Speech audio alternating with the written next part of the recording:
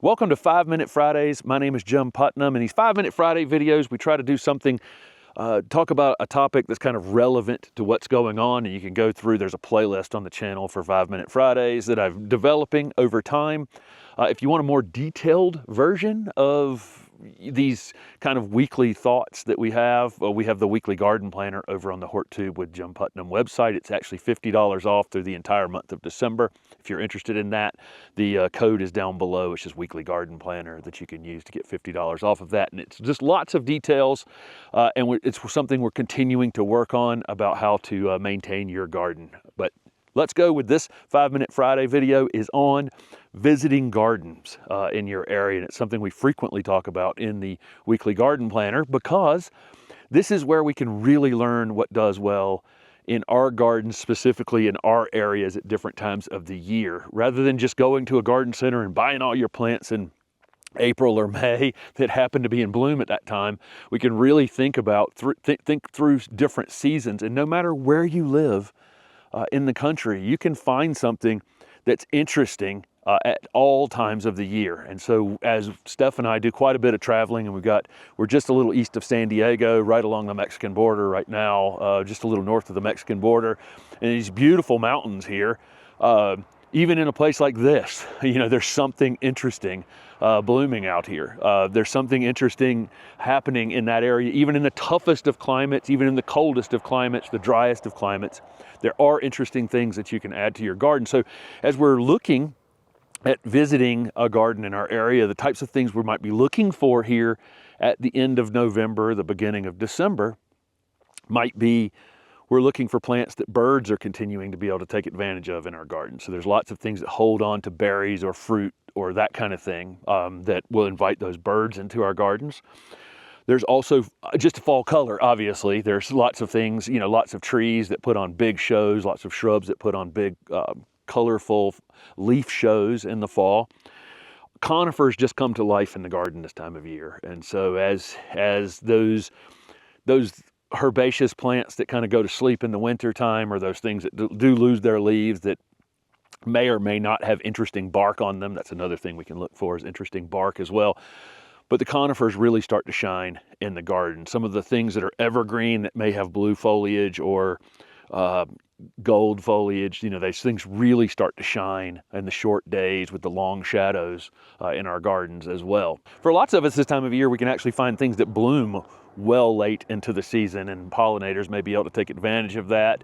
For those of you in the desert Southwest, where I'm standing right now, a lot of your things come into flower in the fall, winter, and early spring, and it kind of have their dormancy during the summertime, as opposed to where I live in Raleigh, North Carolina, where our dormancy is obviously the winter time, for most of our gardens. And so it can just be regional in that way, that fall may be the best time to be shopping someplace out in the country, or at least observing the plants. You may not necessarily always be able to find things when you're pumped up and looking for them, but at least you'll know the things, and you can start to formulate a list of things that would be interesting to create a year-round garden space. Other thing you'll see is ornamental grasses really show off this time of year, whether they've already fully bloomed out or not, or they've already turned colors.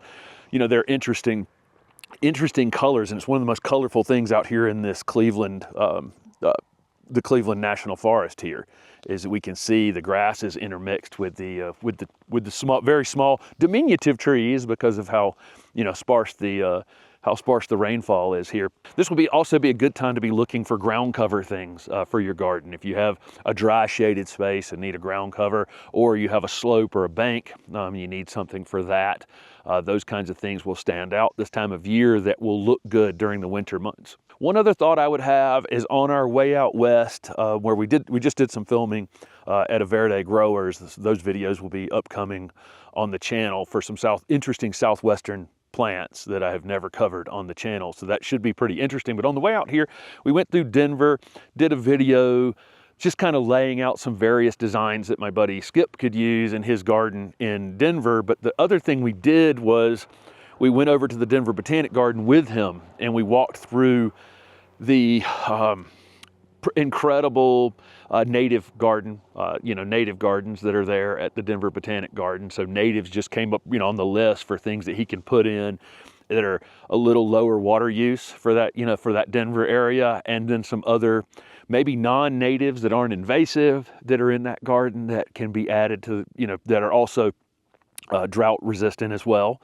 for that, in that Denver market. So very specific to him, just taking, going with him over to the Denver Botanic Garden, which happened to be just a few blocks from his house, and saying, hey, these are the things you really should probably be concentrating on for your garden. And then, with a membership to that garden, it can now go, all year long. So it's not about going once and going, hey, this is the things I want, boom, boom, boom. It's about going, monthly or, quarterly, and saying, hey, well, wow, this is a complete, you'll find that these gardens are completely different at different times of the year. And some of the things that really present themselves to you several times as you see them during the season are also interesting.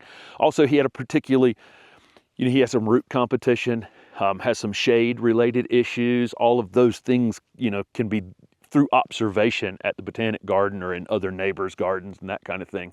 So this is a video. That's the video I wanted to do for this 5 Minute Friday. Say get out and take a look at places as these seasonal changes are happening, and you're going from summer to winter. Maybe you're going from your dry season into your rainy season. All kinds of changes that happen in different areas of the country. It's good to get out and look at gardens and see what's performing well in your area. Doesn't seem like it's requiring a lot of maintenance. Maybe is showing off at different stages of the year. So thank you so much for following along with these 5 Minute Friday videos. Again, they're in a playlist called 5 Minute Fridays if you want to go back and look at all of them. And thank you to those who have purchased the Weekly Garden Planner or are considering purchasing the Weekly Garden Planner. There's a $50 discount below the video, code that you can use through the month of December. Thanks for watching.